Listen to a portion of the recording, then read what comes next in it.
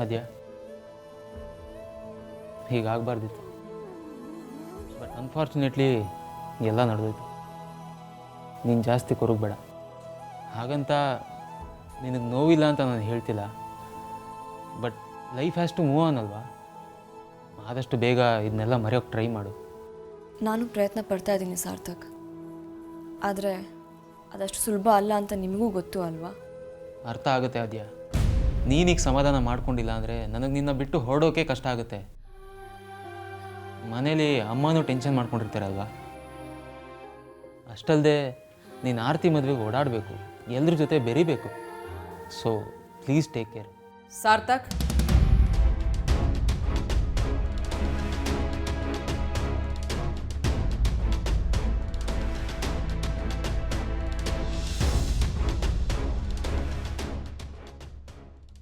ನನ್ನ ಮಗಳು ಯಾವ ಮದುವೆಗೂ ಬರಲ್ಲ.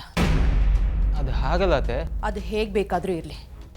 ಇಷ್ಟೆಲ್ಲ ಆದಮೇಲೂ ಮದುವೆಗೆ ಬರೋ ಮಾತಾಡ್ತಿರಲ್ಲ ಸಾರ್ಥಕ್. ಇವತ್ತು ನನ್ನ ಮಗಳು ಈ ಪರಿಸ್ಥಿತಿನಲ್ಲಿ ಇರೋದಕ್ಕೆ ಕಾರಣ ಆ ನಿಮ್ಮ ಚಿಕ್ಕಮ್ಮ. ಸಾಲದಕ್ಕೆ ಅವಳ ಮಗಳು ನನ್ನ ಮೇಲೆ ಕೈ ಮಾಡಿದಾಳೆ. ಇಷ್ಟೆಲ್ಲ ಆದಮೇಲೂ ಯಾವ ಮುಖ ಹೊತ್ಕೊಂಡು ಆ ಮದುವೆಗೆ ಬರ್ತಾಳೆ ಹೇಳಿ? ಅತ್ತೆ, ಎಲ್ಲರಿಗಿಂತ ಮೊದಲು ಚಿಕ್ಕಮ್ಮನ ಮೇಲೆ ಕೈ ಮಾಡಿದ್ದು ನೀವು. ಅಷ್ಟಕ್ಕೂ ನಿಮಗೆ ವಿಷಯನೇ ಗೊತ್ತಿರಲಿಲ್ಲ. ಈ ವಯಸ್ಸಲ್ಲಿ ನಿಮಗೆ ತಾಳ್ಮೆ ಕಡಿಮೆ ಅಂದರೆ ಅಮೂಲ್ಯ ಚಿಕ್ಕವಳು, ಬಿಸಿ ರಕ್ತ. ಹಾಗಂತ ಅಮೂಲ್ಯ ಮಾಡಿದ್ದು ಸರಿ ಅಂತ ನಾನು ಹೇಳ್ತಿಲ್ಲ. ನಾವೆಲ್ಲ ಈಗಾಗಲೇ ಅವಳಿಗೆ ಬುದ್ಧಿ ಹೇಳಾಗಿದೆ. ಸಾಕು ಸುಮ್ಮನಿರಿ ಸಾರ್ಥಕ್. ನೋಡಿದ್ಯಾ ಆದ್ಯ ಸಾರ್ಥಕ್ ಹೇಗೆ ಮಾತಾಡ್ತಾರೆ ಅಂತ? ನಾನು ಹೊಡೆದಿದ್ದಕ್ಕೂ ಆ ಭಿಕಾರಿ ನನ್ನ ಮೇಲೆ ಕೈ ಮಾಡಿದ್ದಕ್ಕೂ ಎರಡನ್ನೂ ಕಂಪೇರ್ ಮಾಡೋಕ್ಕಾಗತ್ತಾ? ನಾನು ಕಂಪೇರ್ ಮಾಡ್ತಿಲ್ಲ ಅತ್ತೆ, ವ್ಯತ್ಯಾಸನೇ ಹೇಳ್ತೀನಿ. ನೋಡಿದ್ಯಾ ಆದ್ಯ, ಎಲ್ಲರೂ ಸೇರಿ ನನ್ನ ಮೇಲೆ ಗೂಬೆ ಕೂರಿಸ್ತಿದ್ರೆ ನೀನು ನೋಡ್ಕೊಂಡು ಸುಮ್ಮನಿದ್ಯಲ್ಲ. ಅಮ್ಮ ಸಾರ್ಥಕ್ ಇಬ್ರು ಪ್ಲೀಸ್ ಸುಮ್ಮನಿದ್ಬಿಡಿ. ಯಾರು ನನ್ನ ಬಗ್ಗೆ ಆಗಲಿ ನನ್ನ ನೋವಿನ ಬಗ್ಗೆ ಆಗಲಿ ಚಿಂತೆ ಮಾಡ್ತಿಲ್ಲ. ನಿಜವಾಗ್ಲೂ ಪ್ರಾಬ್ಲಮ್ ಆಗಿರೋದು ನನಗೆ. ಆದರೆ ನಿಮ್ಗೆ ಯಾರಿಗೂ ನನ್ನ ಬಗ್ಗೆ ಕನ್ಸರ್ನ್ ಇಲ್ಲ.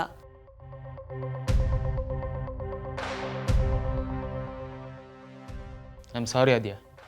ಸದ್ಯಕ್ಕೆ ನಾನು ಏನು ಹೇಳೋ ಪರಿಸ್ಥಿತಿಲಿಲ್ಲ. ಒಂದು ವೇಳೆ ಹೇಳಿದ್ರು ಮುಂದಿನ ಪರಿಸ್ಥಿತಿನೂ ಸರಿ ಇರಲ್ಲ.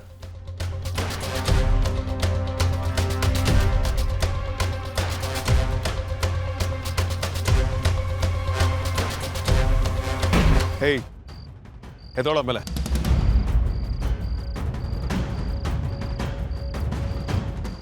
Sorry boss. ಒಂಟಿ ಹುಡುಗಿರ್ ಕಂಡ್ರೆ ಮೈ ಕಡಿಯುತ್ತೇನೋ ನಿನಗೆ? ದಮ್ಮಿದ್ರೆ ಈಗ ಮುಟ್ಟು ನೋಡೋಣ. ಬಾಸ್ ತಪ್ಪಾಯ್ತು ಬಾಸ್. ಹುಡುಗಿರಂದ್ರೆ ಆಟದ ವಸ್ತು ಅನ್ಕೊಂಡಿದ್ದೀರಾ?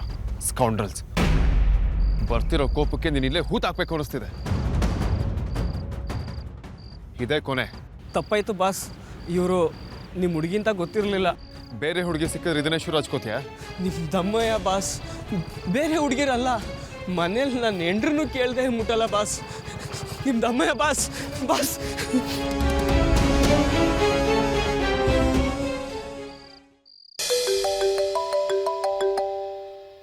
ಹುಡುಗಿರನ್ನ ಆಟ ಆಡಿಸೋ ನನ್ನೇ ಆಟ ಆಡ್ಸೋಕೆ ಬರ್ತಾಳೆ ಇವಳು. ನನಗೆ ಆರ್ಡ್ರ್ ಮಾಡ್ತಾಳೆ.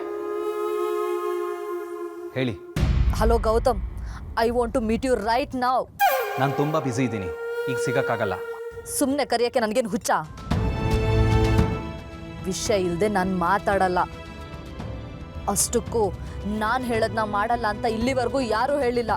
ಓಹೋ ಹೌದಾ? ಹಾಗಾದರೆ ನಿಮ್ಮ ಮತ್ತು ವಿಕ್ಕಿ ಮದುವೆ ಯಾವಾಗ? ಅವರು ನೀವು ಹೇಳೋದಕ್ಕೆ ಒಪ್ಕೊಂಡು ಮದುವೆ ಆಗ್ತೀನಿ ಅಂದ್ಬಿಟ್ರಾ?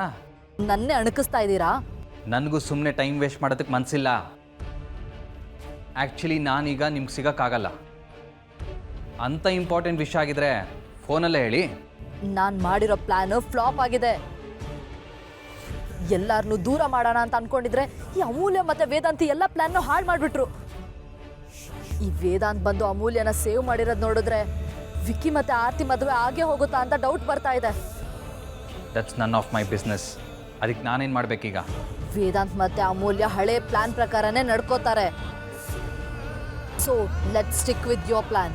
ನಾನು ಮೊದಲೇ ಹೇಳಿದ್ದೆ, ನನ್ನ ಪ್ಲ್ಯಾನು ನಿಮ್ಮ ಪ್ಲ್ಯಾನ್ ಥರ ಟುಸ್ ಪಟಾಕಿ ಅಲ್ಲ, ಬದಲಾಗಿ ಬ್ಲಾಸ್ಟ್ ಆಗೋ ಬಾಂಬ್ ಅಂತ.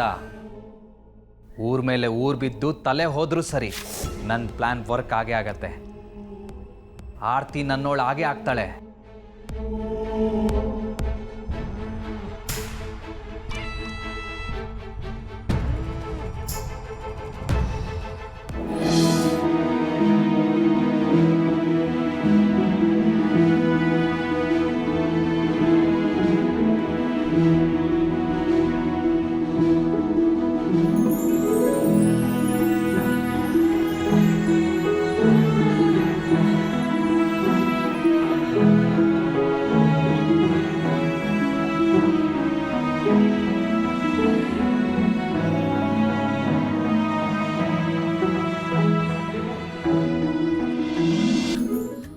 ಪರೇ ಪರೇ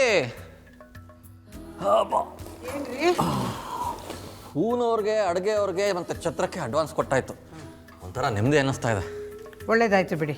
ಹಾಗೆ ಟೈಮಿಗೆ ಸರಿಯಾಗಿ ಬರೋಕ್ಕೆ ಹೇಳಿದಿರಿ ತಾನೆ. ಮೊನ್ನೆ ಬಳೆಗಾರನ ವಿಷಯದಲ್ಲಿ ಆಯ್ತಲ್ಲ, ಹಾಗೆ ಮಾಡಬೇಡಿ. ಹೇಳಿದ್ದೀನಿ ಬಿಡೆ, ಏನೋ ಒಂದು ಸಲ ಯಾಮಾರಿದ್ರೆ ಪದೇ ಪದೇ ಹಾಗೆ ಆಗುತ್ತಾ? ಆಯಿತು. ಲೈಟ್ನವ್ರಿಗೆ ಶಾಮಿಯಾನದವ್ರಿಗೆ ಹೇಳಿದ್ದೀರಾ ತಾನೆ? ಇಬ್ಬರು ಒಬ್ಬರೇ ಕಣೆ. ನಮ್ಮ ನಂದೀಶ ಪರಿಚಯ ಮಾಡಿಸಿದ ಜನ ಅಲ್ವಾ, ತೊಂದರೆ ಇಲ್ಲ. ನಾಳೆ ಕೊಡ್ತೀನಿ ಅಂತ ಹೇಳಿದ್ದೀನಿ. ಸ್ವಲ್ಪ ದುಡ್ಡು ಬರೋದಿದೆ, ಎಲ್ಲ ಸರಿ ಹೋಗುತ್ತೆ. ಅಪ್ಪ ಒಂದು ನಿಮಿಷ.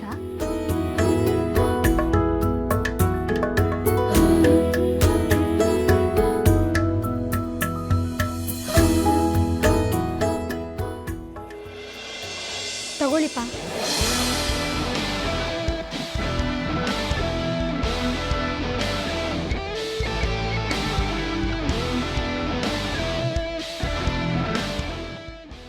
ಇದೆಲ್ಲಿಂದ ಬಂತಮ್ಮ? ಅಪ್ಪ 9,000 ಚಿಲ್ಲರೆ ಇದೆ. ಇನ್ನೂ ಜಾಸ್ತಿನೇ ಕೊಡಬೇಕು ಅಂತ ಅಂದ್ಕೊಂಡಿದ್ದೆ, ಆದರೆ ಮಧ್ಯದಲ್ಲಿ ಕೆಲಸ ಬಿಟ್ಟಿದ್ರಿಂದ ಆಗಲಿಲ್ಲಪ್ಪ.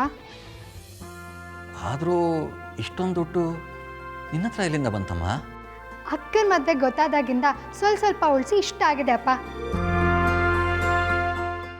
ಇದನ್ನು ನೀನೇ ಇಟ್ಕೋ. ಈಗ ಇದ್ರ ಅನಿವಾರ್ಯತೆ ಇಲ್ಲ.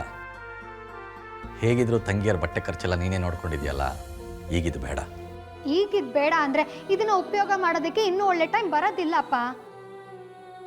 ಕೈಯಲ್ಲಿ ದುಡ್ಡಿದ್ರೆ ಧೈರ್ಯ ಅಂತ ನೀವೇ ಹೇಳ್ತಿದ್ರಲ್ವಪ್ಪ. ರೀ, ಯಾಕೆ ಯೋಚನೆ ಮಾಡ್ತಿದ್ದೀರಾ? ಇವಳು ನಮ್ಮ ಮಗಳು, ಯಾರಿಗೋಸ್ಕರ ದುಡ್ಡು ಕೊಡ್ತಿದ್ದಾಳೆ? ಅಕ್ಕನ ಮದುವೆಗೆ ತಾನೆ. ತಗೊಳ್ರಿ. ನಾನು ನೆನ್ನೆ ಹೇಳಿದ ಮಾತು ಸುಳ್ಳಾಗಲಿಲ್ಲ ಮಗಳೇ. ಜವಾಬ್ದಾರಿ ಹೊತ್ಕೊಳ್ಳೋದ್ರಲ್ಲಿ ನೀನು ನನಗೆ ಗಂಡು ಮಗ ಇದ್ದ ಹಾಗೇನೆ.